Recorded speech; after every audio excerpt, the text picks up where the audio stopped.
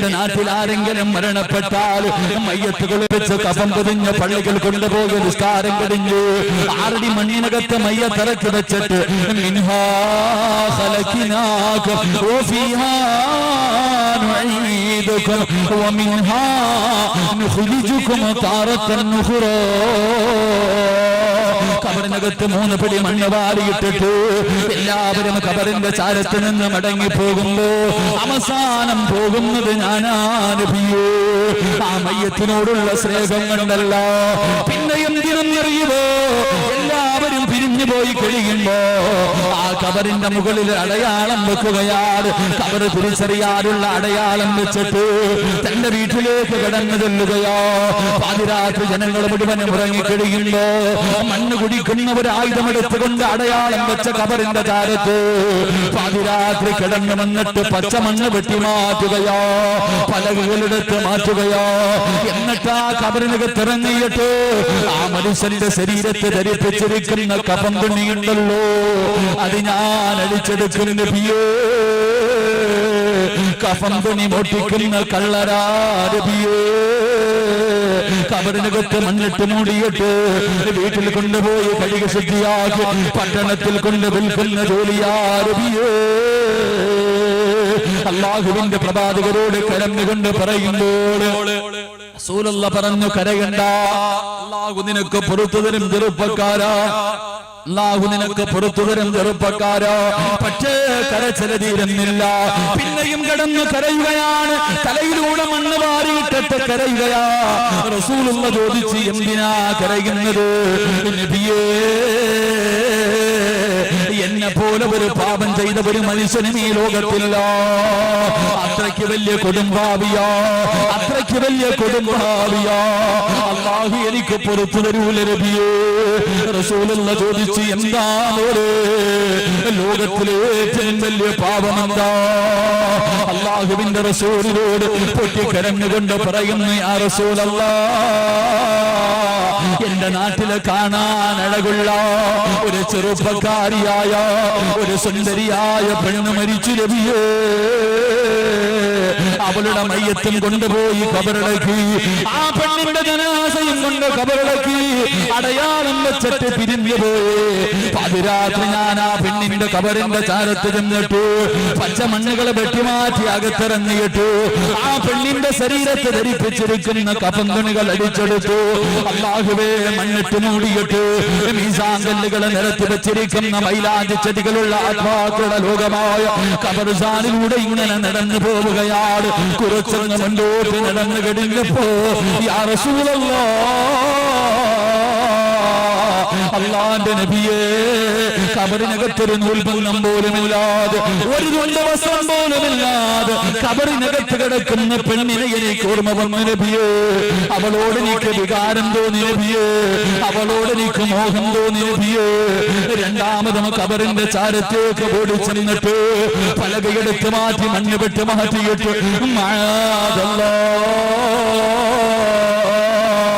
ആ കബറിനകത്തിറങ്ങിയിട്ട് അതിനകത്ത് കിടന്ന പെണ്ണിന്റെ മയ്യത്തില് ഞാൻ കബറിനകത്തിട്ട് വ്യഭിചരിച്ച് നബിയേ. ഉമർ ഇബ്നുൽ ഖത്താബ് തങ്ങളെ ബോധം കെട്ട് വീണുപോയി. റസൂലുള്ളാഹിന്റെ കൈകാല് തളർന്നു പോയി. പ്രവാചകന്റെ കൈകാലുകൾ ഇരുന്ന് വിറയ്ക്കുകയാ. കണ്ണിലൂടെ കണ്ണുനീരിങ്ങനെ താടിരോമത്തിലൂടെ ഒലിച്ചിറങ്ങുകയാണ്. കാരണം കബറിനകത്ത് കിടന്ന് വ്യഭിചരിച്ചവരാ, മയ്യത്തിനെ പോലും വെറുതെ വിടാത്തവരാ. അല്ലാഹുവിന്റെ റസൂലിനോട് കരഞ്ഞുകൊണ്ട് ചോദിച്ചു യാ റസൂലല്ലാഹ് ഫഹലി മിനത് തൗബ, അല്ലാഹു എനിക്ക് പുറത്തു തരുമോ നബിയേ? അല്ലാഹു എനിക്ക് പുറത്തു തരുമോ നബിയേ? പൊട്ടിക്കരഞ്ഞുകൊണ്ട് പറഞ്ഞ ചെറുപ്പക്കാരാ കരയടാ. അതിരാത്രി എഴുന്നേറ്റിട്ട് റബ്ബിന്റെ മുന്നിൽ സുജൂദിൽ കിടന്ന് കരമോര് അല്ലാഹു നിനക്ക് പുറത്തു തരുമെന്ന് പറഞ്ഞു വിടുമ്പോ മഹാനായി സയ്യിദുനാ ഉമർ ഇബ്നുൽ ഖത്താബ് ഖത്താബ് റളിയല്ലാഹു തആല അൻഹു ബോധം വന്നപ്പോ ചോദിച്ചു, യാ റസൂലല്ലാഹ്, എത്ര വലിയ പാപമാണ് നബിയേ, ഇതിനേക്കാളും വലിയ പാപമില്ലല്ലോ. മയ്യത്തിനെ പോലും വെറുതെ വിടാത്തവനാണല്ലോ, ഖബറിനകത്ത് കടന്ന് വ്യഭിചരിച്ചവനാണല്ലോ. അല്ലാഹു പുറത്തു കൊടുക്കുമോ? പുറത്തു കൊടുക്കുമറ്, അല്ലാഹു പുറത്തു കൊടുക്കുമറ്.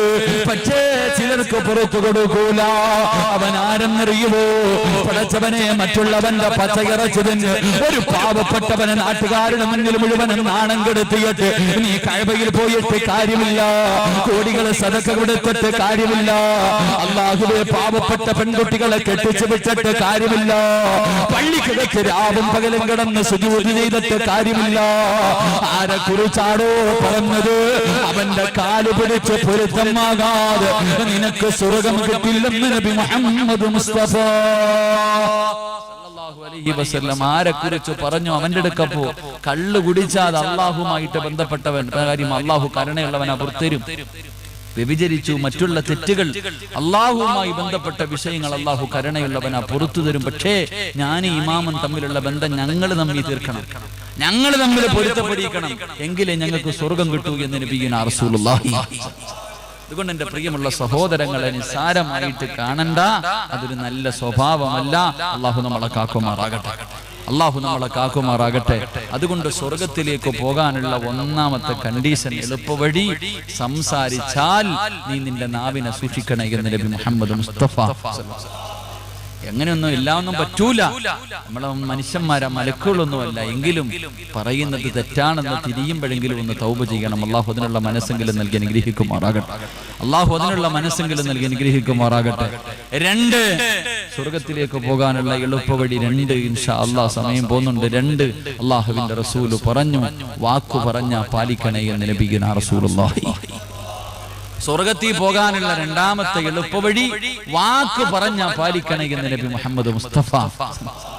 അങ്ങനൊരു സ്വഭാവം നമുക്കുണ്ടായിരുന്നേ നമ്മളൊക്കെ മലക്കുകളെക്കാളും മുകളിലെത്തിയാൻ. നിങ്ങൾ മനസ്സിലാക്കുക, ഒരൊറ്റ വാക്ക് പാലിക്കാത്തതിന്റെ പേരിലല്ലേ വാപ്പാൻ അടിച്ചിറക്കി വിട്ടത്? ഒരു പ്രവാചകനല്ലേ ആദം നബി അലൈഹിസ്സലാം, അള്ളാഹു സൃഷ്ടിച്ച ആദ്യത്തെ മനുഷ്യൻ.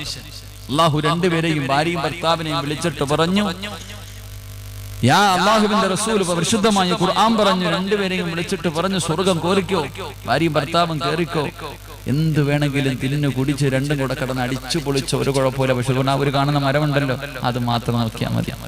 എന്തേ? ഇല്ല പടച്ചവനെ പോവില്ല, പടച്ചവനെ ഇല്ല, അടുക്ക പോവില്ല, തിന്നൂല്ല. ഒരൊറ്റ വാക്ക് നിസ്കരിക്കാത്തതിന്റെ, നോമ്പൂടിക്കാത്തതിന്റെയോ അതൊന്നുമല്ല, ഒരു മരത്തിന്റെ പഴം തിന്നല്ലേ എന്ന് പറഞ്ഞ് തിന്നതിന്റെ പേരില നമ്മുടെ വാപ്പയും ഉമ്മയും അള്ളാഹു സ്വർഗത്തിൽ നിന്ന് ഉടുതുണി പോലും കൊടുക്കാതെ ഇറക്കി വിട്ടത്. അള്ളാഹു നമുക്ക് ഈമാൻ നൽകി അനുഗ്രഹിക്കുമാറാകട്ടെ. ഒരു വാക്ക് പാലിച്ചില്ല, സ്വർഗത്തിൽ നിന്ന് ഇറക്കി വിട്ടു. നമ്മൾ 1 അല്ല, 1 ലക്ഷമല്ല, 1 കോടി ഏത് വാക്കാ പാലിച്ചിട്ടുള്ളത്? ആരോടെല്ലാം എന്തെല്ലാം പറയുന്നു, ഏതെങ്കിലും ഒരു വാക്ക് പാലിക്കാറുണ്ടോ? വയലിന്റെ സദസ്സിൽ പോയി പൈസ കൊടുക്കുമ്പോ ചാടി എഴുന്നേറ്റിട്ട് ഞാൻ പോകാ പറയാ, അല്ലാഹു പടച്ചവനെ ഇല്ലപ്പോ ഒന്നുമില്ല, ഞാൻ പറഞ്ഞിട്ടില്ല, അറിയില്ല. അതവസ്ഥ. ഏതൊരു കാര്യത്തിലും വാക്ക് പറഞ്ഞ പാലിക്കണം. അള്ളാഹിനോട് പറഞ്ഞവരില്ലേ, മനുഷ്യന്മാരോടുള്ളതൊക്കെ പോട്ടെ, അള്ളാഹിനോട് വാക്ക് പറഞ്ഞവരില്ലേ ഞങ്ങളും. അള്ളാഹു ആലമുൽ അർവാഹിൽ വെച്ച് വിളിച്ചപ്പോ പറഞ്ഞു, പടച്ചവനെ ഞാനാരാ? അല്ലാ നീ ഞങ്ങളുടെ റബ്ബ് പടച്ചവനെ, ദുനിയാവി വിട്ട് അല്ലാ നിസ്കാരല്ല പടച്ചവനെ, 24 മണിക്കൂർ നിനക്ക് ഞാൻ ഇബാദത്ത് ചെയ്യാ, നിന്നെ ഓർക്കാ, നിന്നെ സ്മരിക്കാ, അള്ളാഹുവേ തെറ്റൊന്നും ചെയ്യില്ല അല്ലാ എന്ന് പറഞ്ഞിട്ട് വന്നതാ. ഇവിടെ വന്ന് ഇന്നത്തെ ദിവസം 5 നേരം നിസ്കരിച്ചോ? ഇന്നത്തെ ദിവസം 5 വഖത്ത് ജമാഅത്തായി നിസ്കരിച്ചപ്പെട്ട് കൈവക്കാൻ പറഞ്ഞ എനിക്ക് നാണം കെടാൻ വയ്യ, നിങ്ങൾ പൊക്കണ്ട, എനിക്കറിയാം പൊക്കാൻ അധികം പേരുണ്ടാവില്ല. വയൽ കേൾക്കാൻ വന്നവരോട് 5 വഖത്ത് ജമാഅത്തായി നിസ്കരിച്ച എത്ര ആണുങ്ങളുണ്ടെന്ന് ചോദിച്ചാ പറയാൻ ധൈര്യണ്ടാ? പ്രിയമുള്ള സഹോദരങ്ങളെ, ഞാൻ നിങ്ങളെ കൊച്ചാക്കിയതല്ല, ചിന്തിച്ചു നോക്കിയതാ നമ്മുടെ അവസ്ഥ. നിസ്കരിക്കാനൊന്നും വയ്യ നമുക്ക്. മനുഷ്യന്മാർ അള്ളാഹു നമ്മളോട് പറഞ്ഞത് 24 മണിക്കൂർ നിസ്കരിക്കാൻ പറഞ്ഞില്ല, 5 വഖത്ത്. അതും നീ ഒരുമിച്ച് തരണ്ട, 25 മിനിറ്റ് മതിയടാ, അത് ഒരുമിച്ച് തരാൻ കാണില്ല, നീ വലിയ തിരക്കുള്ളവനാ. 5 സമയത്ത് മതി, സുബഹിക്ക് ഒരു 5 മിനിറ്റ്, ഉച്ചയാകുമ്പോൾ 5 മിനിറ്റ്, അങ്ങനെ 5 സമയത്തായി ചോദിച്ച് അതുപോലും കൊടുക്കാൻ നമുക്ക് മനസ്സില്ല. അഹങ്കാരം അല്ലേ? പടച്ച റബ്ബിനെ മറന്നിട്ടുള്ള ജീവിതം അള്ളാഹു നമുക്ക് ഈമാൻ നൽകി അനുഗ്രഹിക്കുമാറാകട്ടെ. സൂറത്തിൽ മറിയമിന്റെ 1ാമത്തെ ആയത്ത് ഓതാൻ പറ്റുമോ ഇല്ലയോ എന്ന്? ഓതാൻ പറ്റുമെങ്കിൽ രാജിക്കത്ത് സ്വീകരിച്ചോ ഇൻഷാ അല്ലാഹ്. കാരണം എന്തേ? അതങ്ങനെ ഖുർആനുമായിട്ട് ബന്ധമുള്ളവനല്ലാതെ ഓതാൻ കഴിയില്ല.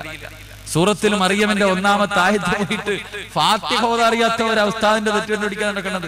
അവസാനം ആൾക്കാരൊക്കെ മിണ്ടാതെ ഇറങ്ങിപ്പോയി. കാരണം ഒന്ന് പോയിട്ട് നോക്കണം കേട്ടാ, സൂറത്തിൽ മറിയമിന്റെ ഒന്നാമത്തെ ആയത്ത് ഓതാൻ പറ്റുമോ എന്നൊന്ന് പരിശ്രമിക്കണം. അല്ലാഹു ഈമാൻ നൽകി അനുഗ്രഹിക്കുമാറാകട്ടെ. ഇപ്പൊ പറഞ്ഞത് വാക്ക് പറഞ്ഞ പാലിക്കണം. ഒരു വാക്ക് പറഞ്ഞതാ, ആരോട് ചെയ്ത എത്രയോ ചെയ്ത വാക്കുകൾ. അല്ലാഹുവേ പടച്ചവനെ, പള്ളിയുടെ മുന്നിലൂടെ നടന്നു പോയാല് റമളാൻ മാസം എന്തൊരു നിസ്കാരമാണ്, റമളാനിൽ എന്തായിരുന്നു പടച്ചവരെ, പള്ളിക്കകത്ത് നിൽക്കാൻ സ്ഥലമില്ല. അല്ലാഹുവേ സുബഹിക്ക് പോലും 5 മാറും സഫായിരുന്നു. പടച്ചവനെ, ഇന്ന് പള്ളിയുടെ അവസ്ഥ എന്തെന്നറിയുമോ? ഇന്ന് പള്ളിയുടെ അവസ്ഥ എന്തെന്നറിയുമോ? പടച്ചവരെ, ഈ അടുത്തൊരു പള്ളിയിൽ പോയി മുഅദ്ദിനും ഇമാമും മാത്രമേ ഉള്ളൂ. 3ാമത്തെ വ്യക്തി ഞാനാണ്. അല്ലാഹുവേ എന്തൊരവസ്ഥയാ. എന്റെ പ്രിയമുള്ളവരെ, ജമാഅത്തിന് ആൾക്കാർ വരുന്നതും കാത്തു നിൽക്കുന്ന ഉസ്താദന്മാരുണ്ട്. എന്നോട് പറഞ്ഞു, ഉസ്താദേ, ഈ മുഅദ്ദിനെങ്ങാനും വീട്ടിൽ പോയാ ഞാൻ തന്നെ ബാങ്ക് വിളിക്കണം, ഒറ്റയ്ക്ക് നിന്ന് നിസ്കരിക്കണം, ജമാഅത്തിന് പോലും ആളെ കിട്ടാത്ത കാലമാ. എന്റെ പ്രിയമുള്ള സഹോദരങ്ങളെ, അല്ലാഹുവോട് പറഞ്ഞതല്ലേ, റബ്ബിനോട് വാക്ക് പറഞ്ഞതല്ലേ, നിസ്കരിക്കാനല്ലേ അല്ലാഹു പറഞ്ഞത്. എന്റെ പ്രിയമുള്ളവരോട് ഓർമ്മപ്പെടുത്തുകയാ, 5 നേരത്തെ നിസ്കാരത്തിന്റെ കാര്യം മറക്കല്ലേ. 5 നേരത്തെ നിസ്കാരത്തിന്റെ കാര്യം മറക്കല്ലേ. നിസ്കാരം നീ മറന്നാ നിനക്ക് രക്ഷയില്ലെന്ന് നബി മുഹമ്മദ് മുസ്തഫ സല്ലല്ലാഹു അലൈഹി വസല്ലം ഒരുപാടൊന്നും പറയുന്നില്ല, ഒരേ ഒരു ഹദീസ് പറയാ. ഇന്ന് 5 നേരം നിസ്കരിച്ചവരുമുണ്ട്, നിസ്കരിക്കാത്തവരുമുണ്ട്. 2 വിഭാഗത്തിനും കിട്ടുന്ന പ്രതിഫലം പറയാ. ഒരേ ഒരു ഹദീസ് പറയാ. മഹാനായ നബി മുഹമ്മദ് മുസ്തഫ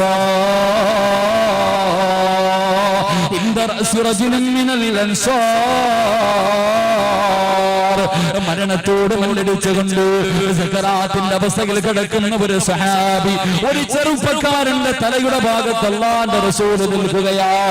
മരിക്കാൻ കിടക്കുന്ന മനുഷ്യനാണ്. അല്ലാഹുവിന്റെ പ്രവാചകൻ നിൽക്കുമ്പോ മലക്കുൽ മൗത്ത് മലക്കുൽ മൗത്ത് ഇറങ്ങി വരികയാ. കാണേണ്ട താമസം റസൂലുള്ളാഹി കരഞ്ഞുപോയി. പ്രവാചകന്റെ കൈകാല് വിറച്ചുപോയി. ഭയാനകമായ രൂപത്തിലാണ് ഇറങ്ങി വരുന്നത്. അല്ലാഹുവിന്റെ റസൂൽ കരഞ്ഞുകൊണ്ട് ചോദിച്ചു പോയി, അസ്റായീലേ, ഇതെന്ത് കോലമാണ് അസ്റായീൽ, ഇതെന്ത് രൂപമാണ് അസ്റായീൽ? ഈ കിടക്കുന്നത് കാഫിറല്ലല്ലോ, ഒരു മുസ്ലിമാണല്ലോ, പിന്നെ എന്ത് അസ്റായീൽ? അല്ലാഹുവിന്റെ റസൂൽ കരഞ്ഞുകൊണ്ട് ചോദിക്കുമ്പോ അവിടുന്ന് പറഞ്ഞു, യാ റസൂലല്ലാഹ്, ഇവനൊരു പരിഗണനയുമില്ല നബിയേ, ഇവനോടൊരു കരുണയും ഞാൻ കാണിക്കില്ല നബിയേ. കാരണം എന്തെന്നറിയുമോ? ഇവൻ ഞാൻ പറഞ്ഞിട്ട് അനുസരിക്കാത്തവരോ. ഞാൻ ഇവനോട് ഒരുപാട് ഉപദേശിച്ചതാണ്, എന്നിട്ടും ഇവൻ നന്നാകാത്തവനാണ്. റസൂലുള്ളാഹി ചോദിച്ചു, എപ്പോഴാ? എന്റെ പ്രിയമുള്ളവരെ, എല്ലാവർക്കും അസ്റായീലിന്റെ പേര് കേൾക്കുന്നത് പേടിയാ. എന്തിനാ വാപ്പാ പേടിക്കുന്നത്? നിനക്ക് കാണണോ? മലക്കുൽ മൗത്തിനെ കാണണോ? റൂഹ് പിടിക്കാൻ വരുന്ന അസ്റായീലിനെ കാണണോ? കാണാൻ ആഗ്രഹമുണ്ടോ? ഇന്ന് വേണമെങ്കിലും നിനക്ക് കാണാവാ. ഇരിക്കുന്ന നിങ്ങൾക്ക് ആർക്കെങ്കിലും റൂഹ് പിടിക്കാൻ വരുന്ന അസ്റായീലിനെ കാണാൻ ആഗ്രഹമുണ്ടോ? ഇന്ന് വാഴ കെടുങ്ങ് പിരിഞ്ഞു പോയി, വീട്ടിൽ പോയി കിടന്നുറങ്ങി. നാളെ രാവിലെ ഈ പള്ളിയുടെ മിനാരത്തിൽ നിന്ന് അസ്സലാത്തു ഖൈറും മിനന്നൗം, നാളെ രാവിലെ ബാങ്കിന്റെ ശബ്ദം കേൾക്കുമ്പോ എഴുന്നേക്കണേ ചെറുപ്പക്കാരാ. ഒന്നെഴുന്നേറ്റിട്ട് വീട്ടിൽ നിന്ന് ഈ പള്ളിയിലേക്ക് കിടന്നു വന്നിട്ട് വെളിയിൽ നിന്ന് ഒളിവെടുത്തിട്ട് ഈ പള്ളിയുടെ കവാടം കയറുമ്പോൾ, ഈ പള്ളിയുടെ കവാടം കയറുമ്പോ, പള്ളിക്കകത്തേക്ക് വലത് കാല് വെച്ച് കയറുമ്പോ ഒന്ന് കണ്ണു തുറന്നു നോക്ക് ചെറുപ്പക്കാരാ. നിൽക്കുന്നുണ്ടടാ പൊന്നുപോലെ വാപ്പാ അസ്റായീൽ. ഈ പള്ളിയുടെ കവാടത്തിൽ നീ നിസ്കരിക്കാൻ കടന്നു വരുമ്പോ ചിരിക്കുന്നു മുഖത്തോട്, നല്ല വസ്ത്രങ്ങൾ ധരിച്ച് നിന്നെ കെട്ടിപ്പിടിച്ചിട്ട് നിന്റെ ചെവിയിൽ പറയുന്നുണ്ട്, വാപ്പാ ഈ നമസ്കാരം നിലനിർത്തിയോ? എന്നെ ഇതുപോലെ മരിക്കുന്ന സമയത്തും കാണാവുപ്പോ. ഇന്നത്തെ ദിവസം 5 നേരം ഈ ലോകത്തുള്ള സർവ്വ മുസ്ലിമിനോട് ഇസ്രായേൽ പറയുന്നുണ്ട്, നമസ്കരിക്കാതെ പള്ളിയുടെ മുന്നിലൂടെ പോകുന്നവനോട് ഇസ്രായേൽ അവിടെ നിന്ന് വിളിച്ച് പറയും, നടന്നോടാ, അല്ലാഹനെ മറന്നുകൊണ്ട് നടന്നു, അധികാരിയെ പോലെ നടന്നു. ഒരു ദിവസം നിന്റെ മുന്നിൽ ഞാൻ വരും, എന്നെ കണ്ടിട്ട് പേടിച്ചിട്ട് കിടന്ന കിടപ്പിൽ കടന്ന് മലമൂത്ര വിസർജനം നടത്തിയിട്ട് നിനക്ക് ചാകേണ്ടി വരുമടാ എന്ന് ഓർമ്മപ്പെടുത്തുന്നുണ്ട്. ഇതുപോലെ ഇവനോട് പറഞ്ഞതാ. എന്നിട്ടും ഇവൻ അനുസരിച്ചില്ല നബിയേ. ഇവനോട് കരുണയില്ല. ഇവിടെ നിന്ന് ഇറങ്ങിപ്പോകുവാ നബിയേ. ഇവന്റെ അടുക്കൽ നിൽക്കല്ലേ നബിയേ. അല്ലാഹുവിന്റെ പ്രവാചകൻ അവിടെ നിന്ന് കരഞ്ഞുകൊണ്ടിറങ്ങുകയാ. അള്ളാന്റെ റസൂല് കരഞ്ഞുകൊണ്ട് വെളിയിലിറങ്ങിയിട്ട് അവിടെ നിന്ന് ചോദിച്ചു, മലക്കുൽ മൗത്ത് ഇസ്രായീലേ, ആരോടെങ്കിലും നിനക്ക് സ്നേഹമുണ്ടോ? ഈ ലോകത്ത് ആരുടെയെങ്കിലും റൂഹ് പിടിക്കാൻ പോകുമ്പോ നീയൊന്ന് ചിരിക്കുമോ ഇസ്രായീൽ? അവിടെ നിന്ന് പറയുന്നു, യാ റസൂലല്ലാഹ്, എനിക്കൊരു കൂട്ടുകാരനുണ്ട് നബിയേ. പള്ളിയിൽ വന്ന് 5 നേരം നിസ്കരിക്കുന്ന വാപ്പാ, കളയാക്കാതെ നിസ്കരിക്കുന്ന പെങ്ങളെ എങ്ങനെ വരുമെന്നറിയുമോ? ഇന്നല്ലദീന തതവഫാഹുമുൽ മലായികതി തയ്യിബീന യഖൂലൂന സലാമുൻ അലൈക്കും. വീടിന്റെ മുന്നിൽ വന്നിട്ട് ഇസ്രായീൽ പറയുന്നു, അസ്സലാമു അലൈക യാ വലിയല്ലാഹ്. സലാം പറഞ്ഞിട്ടാ കടന്നു വരുന്നത്. പടച്ചവരെ റൂഹ് വിളിക്കാൻ തുടങ്ങുകയാ. മരണവേദന വല്ലാത്ത വേദനയാ. വാപ്പാ ജീവിതത്തിലെ ഏറ്റവും വലിയ മോഹം മരിക്കുന്ന സമയത്ത് ലാ ഇലാഹ ഇല്ലല്ലാഹ് എന്ന് പറഞ്ഞ് മരിക്കാൻ കൊതിക്കുന്ന ചെറുപ്പക്കാരാ, മോനെ മരിക്കാൻ കിടക്കുന്ന സമയത്ത് ശപിക്കപ്പെട്ട ശൈത്താൻ പടച്ചവരെ മരിച്ചുപോയ നിന്റെ മാതാപിതാക്കളുടെ രൂപത്തില് കയ്യില് വെള്ളം പിടിച്ചുകൊണ്ട് നിന്റെ അടുക്കൽ വന്നിട്ട് പറയുന്നു, മോനെ കുടിക്കാ വെള്ളം തരാ. വാപ്പയാ പറയുന്നത്, ലാ ഇലാഹ ഇല്ലല്ലാഹ് പറയല്ലേ, ലാ ഇലാഹ ഇല്ലല്ലാഹ് പറയല്ലേ. നമ്മുടെ മാതാപിതാക്കളുടെ രൂപത്തിൽ ശപിക്കപ്പെട്ടവണ്ണവളെ ചതിക്കാൻ വേണ്ടി പരിശ്രമിക്കുമ്പോ വേച്ച് നടന്ന് പള്ളിയിൽ വന്ന് നിസ്കരിച്ചത് വെറുതെയാണെന്ന് തോന്നുന്നു. വാപ്പാ പള്ളിയിൽ വന്ന് നിസ്കരിച്ചത് വെറുതെയാണെന്ന് തോന്നുന്നു. ഇസ്രായീൽ പറയുന്നു, യാ റസൂലല്ലാഹ്, തൊണ്ടക്കുടിയുടെ ഭാഗത്തേക്ക് റൂഹ് കടന്നു വരുമ്പോ നീ പേടിക്കണ്ട. നീ മരിക്കാൻ കിടക്കുന്ന സമയത്ത് ലാ ഇലാഹ ഇല്ലല്ലാഹ് പറഞ്ഞു തരാ. നിന്റെ വാപ്പയോ നിന്റെ മക്കളോ നിന്റെ കൂടപ്പുറപ്പോ ഭാര്യമക്കളോ ആരുമില്ലെങ്കിലും നീ ഭയപ്പെടണ്ട. നിന്റെ തൊണ്ടക്കുടിയുടെ ഭാഗത്തേക്ക് റൂഹ് കടന്നു വരുമ്പോ നിന്റെ തലയുടെ വലത് ഭാഗത്ത് നിന്നിട്ട് ഇസ്രായീൽ പറഞ്ഞു തരും, പറവുപ്പാ ലാ ഇലാഹ ഇല്ലല്ലാഹ്. ഇസ്രായീൽ പറയുമെന്ന് പറയടാ, റൂഹ് പിടിക്കട്ടെ. ഇത് പറഞ്ഞാ നിനക്ക് സ്വർഗമാ, ഇത് പറഞ്ഞാ നിനക്ക് സ്വർഗമാ. ഞാൻ നിന്റെ ദുനിയാവിലെയും ആഖിറത്തിലെയും കൂട്ടുകാരനാ.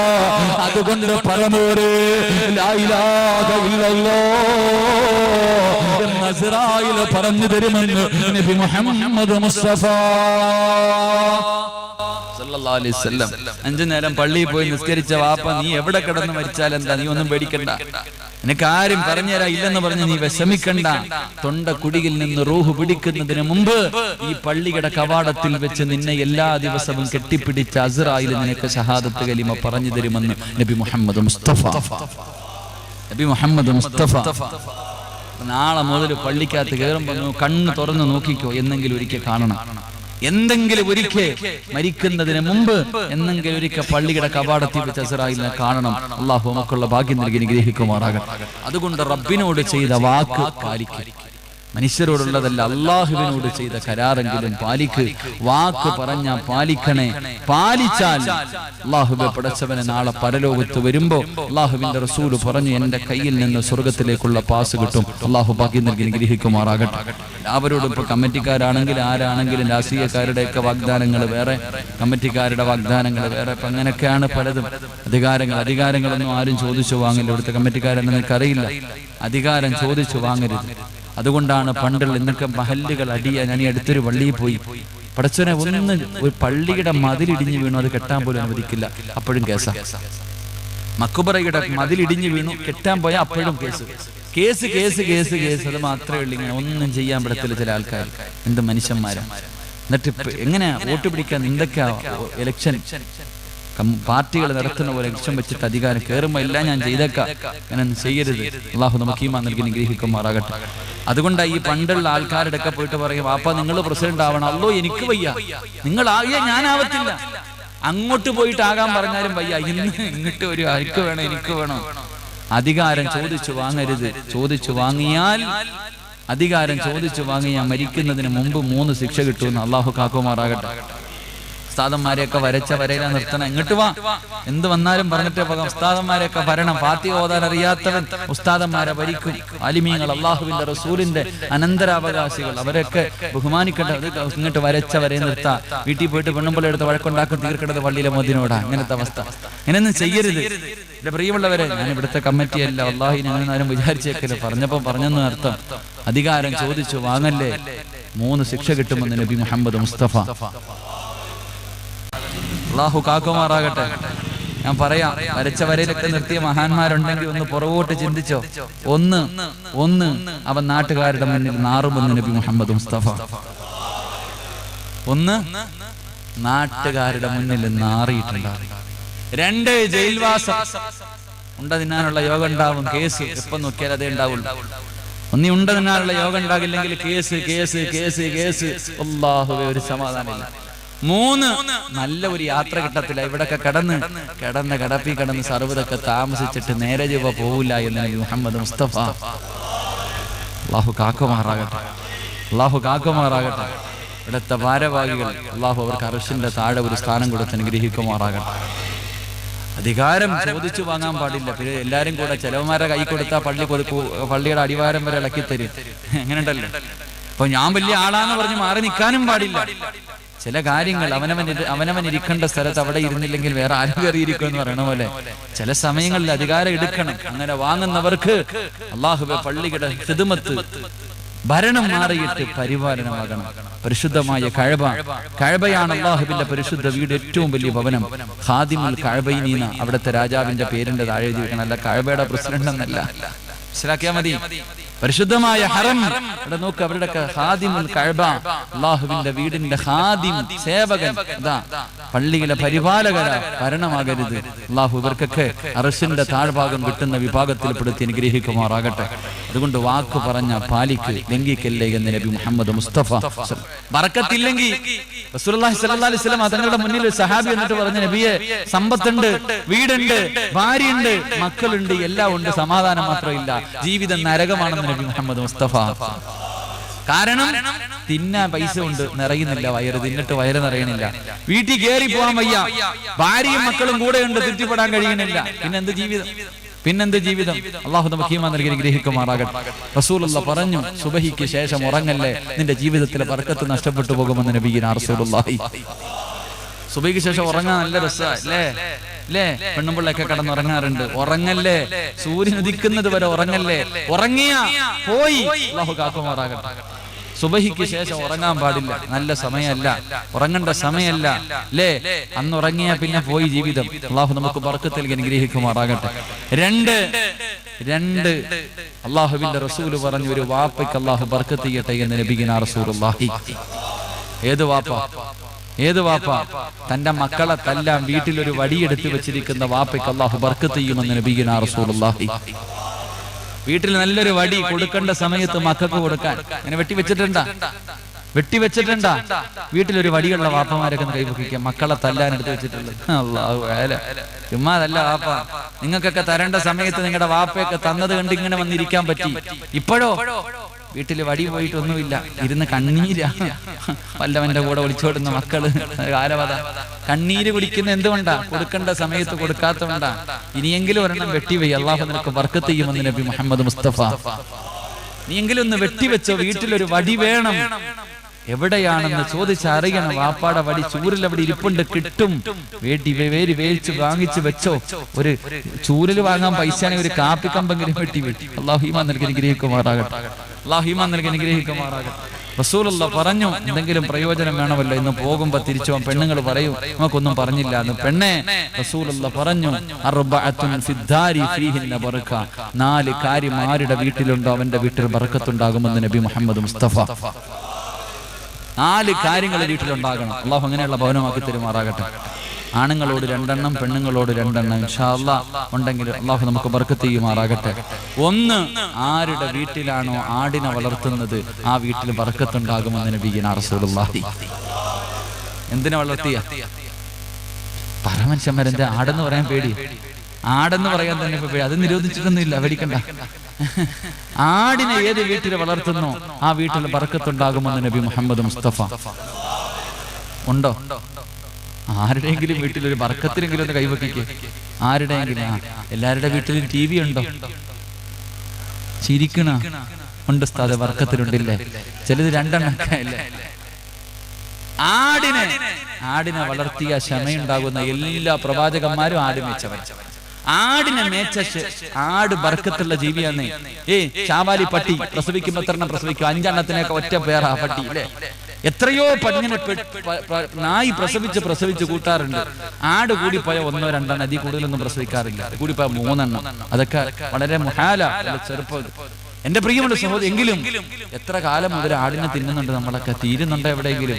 എന്നാ പട്ടി ചത്തി എവിടെ പോണെന്ന് പോലും അറിയണില്ല. ഈ സാധനങ്ങളൊക്കെ പെറ്റ് പെരുകി കൂടുന്നുണ്ട്, പക്ഷെ കാണുന്നില്ല. ആട് ബർക്കത്തുള്ള ജീവിയാ. അല്ലാഹു ഈമാൻ നൽകി അനുഗ്രഹിക്കുമാറാകട്ടെ.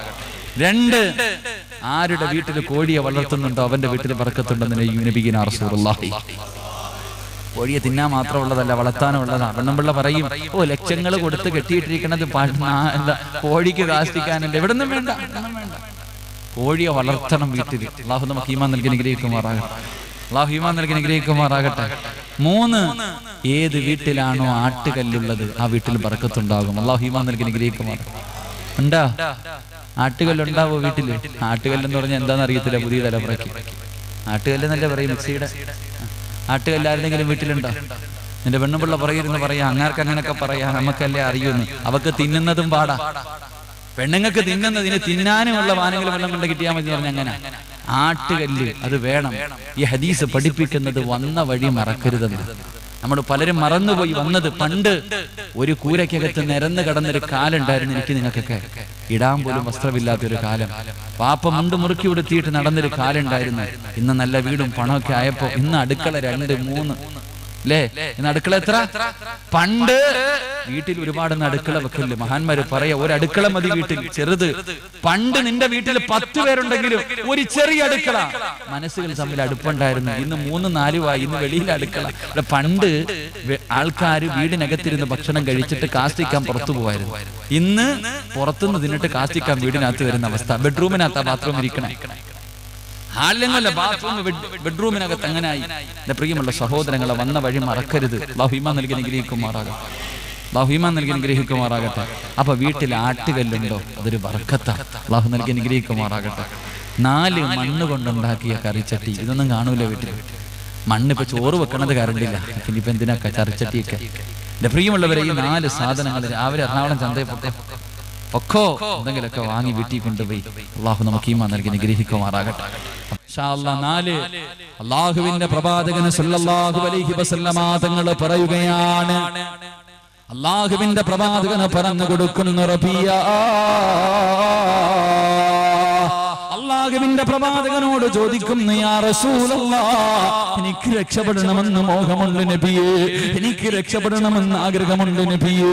ആരാര് തിരിഞ്ഞു നോക്കാത്ത പടച്ചവന്റെ പരലോകത്ത് നിന്ന് എന്റെ പ്രിയമുള്ള പെങ്ങള് ഉസ്താദേ പ്രസവത്തിന് മരണവേദനയാണെന്ന് പറയുന്ന പെണ്ണ്, അള്ളാഹുവിന്റെ പ്രവാചകൻ പറയുകയാണ്, അല്ലാഹുവിന്റെ റസൂല് പറയുകയാ, നാളെ എങ്ങാനും ഒരു ഗർഭിണിയായ പെണ്ണുണ്ടെങ്കിൽ, പരലോകത്തെങ്ങാനും ഒരു ഗർഭിണിയായ പെണ്ണുണ്ടെങ്കിൽ, അവള് പ്രസവിക്കുന്ന വേദന പോലും അറിയില്ല പെണ്ണ്. അറിയാതെ പ്രസവിച്ചു പോകുന്ന ദിവസമാ പൊന്നുമോള്. പാല് കൊടുത്തുകൊണ്ടിരിക്കുന്ന കുഞ്ഞിനെ വലിച്ചെറിഞ്ഞിട്ട് ഉമ്മയോടുകയാണ്. സ്വന്തം വാപ്പയെ കാണിച്ചിട്ട് മക്കള് പറയുന്നു, അല്ലാ, എന്റെ ഉപ്പയുടെ നന്മ മുഴുവനും എടുത്ത് എനിക്ക് തന്നിട്ട് എന്റെ തെറ്റ് എന്റെ വാപ്പാന്റെ തലയിൽ കെട്ടിവെച്ചിട്ട് ആ മനുഷ്യനെ നരകത്തിൽ പറഞ്ഞിട്ട് എനിക്കൊന്ന് സ്വർഗം തരുമോ എന്ന് നാട് നമ്മുടെ മക്കള് പറയുന്ന ദിവസം, യൗമ യഫിറുൽ മർഉ മിൻ അഖീ വ ഉമ്മിഹി വ അബീഹി വ സാഹിബതിഹി വ ബനീ. ആരാരും തിരിഞ്ഞു നോക്കാത്ത ദിവസം അല്ലാഹുവിന്റെ റസൂലിന്റെ ചാരത്ത് ചെന്നിട്ട്, യാ റസൂലല്ലാഹ്, അല്ലാഹുവിന്റെ നബിയേ, എനിക്കൊന്ന് സ്വർഗത്തിലേക്കുള്ള പാസ് തരുമോ? എന്റെ തറവാട്ടിലേക്ക് എനിക്ക് പോകണം നബിയേ. അങ്ങ് പറഞ്ഞ കാര്യം ഞാൻ ചെയ്ത് നബിയേ എന്ന് പറഞ്ഞുകൊണ്ട് അകത്തേക്ക് കടന്നു പോകാനുള്ള മൂന്നാമത്തെ വഴി റസൂലുള്ളാഹി പറയുന്നു. ആദാ റസൂലുള്ളാഹി പറയുകയാണ്, റബിയ, ആരെയും ചതിക്കല്ലേ റബിയ, വിശ്വാസവഞ്ചന കാണിക്കല്ലേ റബിയ. എന്റെ റസൂലുള്ളാഹി പറഞ്ഞു തരികയാ, എന്റെ പ്രിയമുള്ളവരെ, കൂടെ നിന്നിട്ട് ചതിക്കല്ലേ, ചതിക്കല്ലേ, വഞ്ചന കാണിക്കല്ലേ. റസൂലുള്ളാഹി പറയുന്നു, നാളെ വരുന്നത് എങ്ങനെയെന്നറിയുമോ? പടച്ചവരെ, ഇവിടുത്തെ പള്ളിക്കാട്ടിൽ നിന്ന് ഒരു വിഭാഗം ജനങ്ങൾ നാളെ പടച്ചവന്റെ കോടതിയിലേക്ക് വരുന്നത് പിൻദ്വാരത്തിൽ വലിയ കൊടികുട്ടി വെച്ചിരിക്കുകയാ. അവന്റെ മലധാരത്തിലേക്ക് വലിയ ഒരു കൊടികുട്ടി വെച്ചിട്ട് നടക്കാൻ കഴിയാതെ ഇടഞ്ഞിടഞ്ഞ് നാളെ പരലോകത്ത് കടന്നു വരുന്ന വിഭാഗമുണ്ട്. ജനങ്ങൾ മുഴുവനും, അല്ലാഹുവേ, ഈ വൃത്തികെട്ടവനാരാ? പിൻതാരത്തിൽ കൊടികുട്ടി വെച്ച് വരുന്നവനാരാ? എല്ലാവരും ഇങ്ങനെ നോക്കുമ്പോ അവിടെ നിന്ന് വിളിച്ച് പറയുന്നു, ജനങ്ങളെ, ഇവനെ ചതിയനാ, ഇവനെ കൂടെ നിന്നിട്ട് വഞ്ചിച്ചവരാ. റസൂലുള്ളാഹി പറയുന്നു, വഞ്ചകന്മാർക്കുള്ള ശിക്ഷ ഇതാണെന്ന് നബി മുഹമ്മദ് മുസ്തഫ സല്ലല്ലാഹു അലൈഹി വസല്ലം. ചതിയും വഞ്ചനയും കാണിക്കുന്നവർ ആളെ വരും. ചതിച്ചതിനനുസരിച്ച് കൊടിയുടെ നീളം കൂടുന്നു. അങ്ങനാണെങ്കിൽ പള്ളിയുടെ മിനാരമൊക്കെ നമ്മുടെ കൊടിയുടെ മുന്നിൽ തോറ്റുപോകും. അല്ലാഹു കാക്കുമാറാകട്ടെ. എവറസ്റ്റ് ഒക്കെ ചെറുതെന്ന് അവനവൻ ചതിച്ച കണക്കൊന്ന് കൂട്ട്. എന്തൊക്കെ ചതിയും വഞ്ചനങ്ങളാ. പടച്ചവനെ കൂടെ നിന്നിട്ട് ചതിക്കുന്നവന്മാരുണ്ട്. കൂടെ നിന്നിട്ട് ചതിക്കുന്ന ആൾക്കാര് കച്ചവടത്തിലും ഏത് വിഷയം ചതിയും വഞ്ചനയും. അല്ലാഹു നമ്മളെ കാക്കുമാറാകട്ടെ. ഏറ്റവും കൂടുതൽ ഇന്ന് വിവാഹ ജീവിത, ഭർത്താവ് ഗൾഫില, ഭാര്യ ഇവിടെ ഇങ്ങനെ നല്ല സ്വഭാവം നടക്കാം. രാവിലെ നമ്മുടെ പെമ്മക്കളുടെ അവസ്ഥ, രാവിലെ വാപ്പയോട് സലാം പറഞ്ഞു, അസ്സലാമു അലൈക്കും കെട്ടിപ്പിടിച്ച് ഉമ്മയും കൊടുത്തിട്ട് പോവാ, വരണില്ല, അല്ലാഹുവേ ട്യൂഷൻ ഉണ്ട് അതുണ്ടെന്ന് പറഞ്ഞിട്ട് പോണ മക്കൾ. അല്ലാഹു നമ്മളെ കാക്കുമാറാകട്ടെ. പെമ്മക്കളെ ഒരു വാപ്പായും കൂടുതൽ നമ്പണ്ട. വളരെ ഞാൻ പറയാം, പെമ്മക്കളിൽ കൂടുതൽ വിശ്വാസമൊന്നും വേണ്ട. കാരണം ഇവളുമാരുടെയൊക്കെ സ്വഭാവം എപ്പോഴാ മാറണമെന്നറിയില്ല. ഇവളുമാരുടെയൊക്കെ സ്വഭാവം, ഞാനൊരു അനുഭവം പറയാം. 2-3 ആഴ്ചകൾക്ക് മുമ്പ് ഞാൻ സ്വന്തം മകനെ പോലെ എൻ്റെ ഉപ്പമാരോട് പറയാം, അനുഭവസ്ഥനായതുകൊണ്ട്. പടച്ചവനെ, നമ്മുടെ പെമ്മക്കൊക്കെ എന്ത് പറ്റി? അടുത്തൊരു ചെറുപ്പക്കാരൻ ചോദിച്ചു, ഉസ്താദ്, മുസ്ലിമിൽ നിന്ന് ഒരാണും മറ്റൊരു മതത്തിലേക്ക് പോകുന്നില്ല, പെണ്ണുങ്ങൾ മാത്രം പോകുന്നതിന്റെ കാരണം എന്താ? ഉത്തരം മുട്ടിപ്പോയി. ഏതെങ്കിലും ഈ നാട്ടിൽ ഏതെങ്കിലും ഒരാണ് ഇസ്ലാമിന്റെ പുറത്തു പോയിട്ടുണ്ടോ? ഇല്ല, പെൺമക്കള് പോകുന്നു. അതിന്റെ കാരണം എന്താ?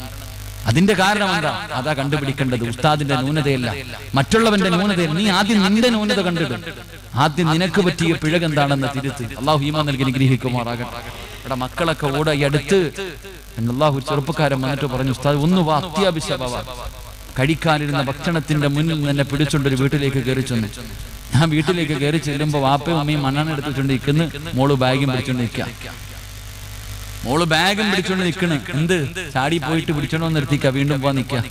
മുസ്ലിം പോലല്ല, അമുസ്ലിമായൊരു ചെറുപ്പക്കാരന്റെ കൂടെ പോകാൻ പറയുന്നതിൽ സങ്കടമുണ്ട് നമ്മുടെ സമുദായത്തിന്റെ അവസ്ഥ. അള്ളാഹുവേ, ഈ പെണ്ണിനോട് ഉപദേശിക്കാൻ ഞാൻ എന്നാ ഉപദേശിക്കാനാ? ബാഗ് എടുത്തോണ്ട് നിൽക്കുന്നിടത്ത് പോയിട്ട് പോകണ്ടെന്ന് പറഞ്ഞ ഓള് പോവാ. സ്വന്തം തള്ള മണ്ണെണ്ണ എടുത്തോണ്ട് നിൽക്കുക, പോവാൻ നിൽക്കുക.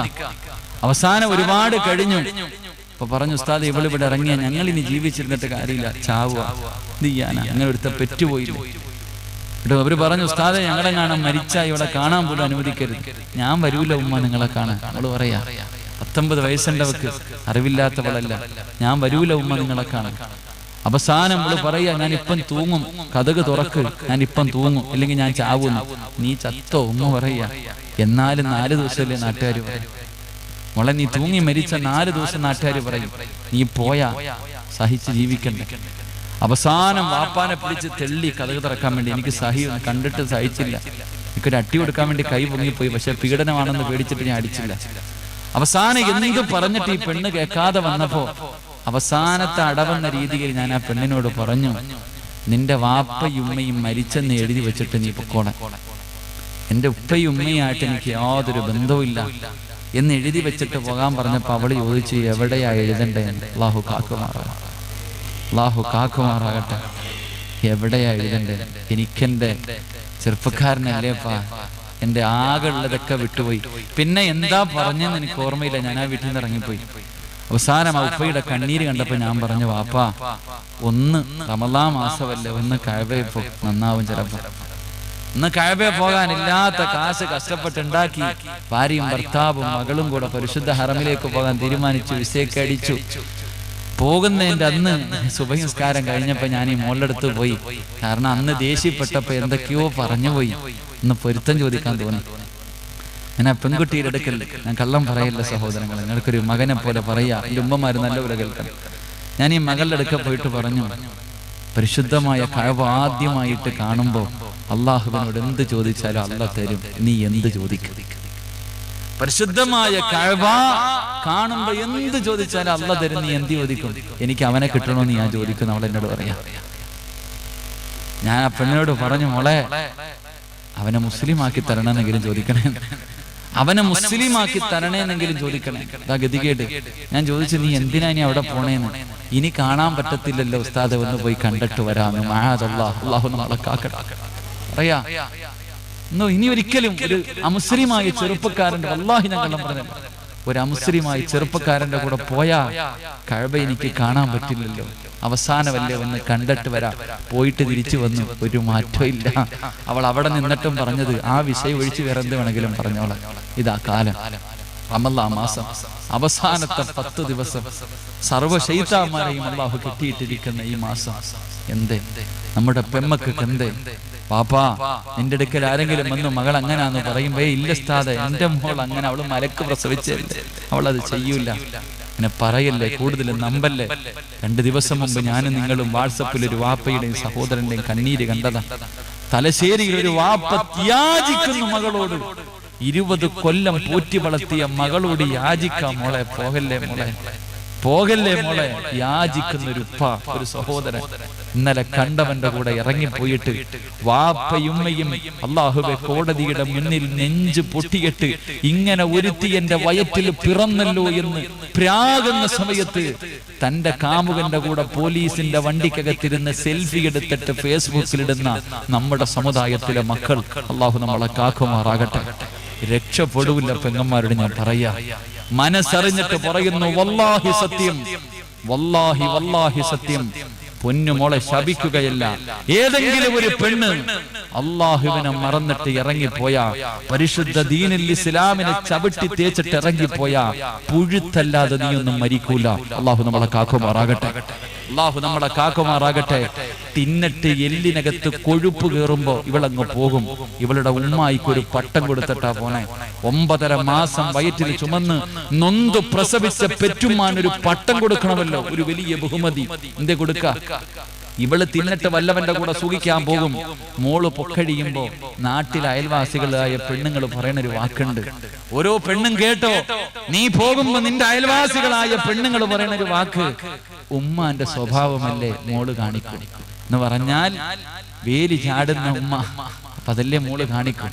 മറ്റൊരുത്തന്റെ കൂടെ മോള് പോയിട്ടുണ്ട്, അപ്പൊ നാട്ടുകാര് പറയണത് ഉമ്മാന്റെ സ്വഭാവമല്ലേ മകള് കാണിക്കും എന്ന് പറഞ്ഞ ഉമ്മ വ്യഭിചാരിയാണെന്ന്. അങ്ങനെ ഒരു പട്ടമെങ്കിലും മേടിച്ചു കൊടുക്കണമല്ലോ.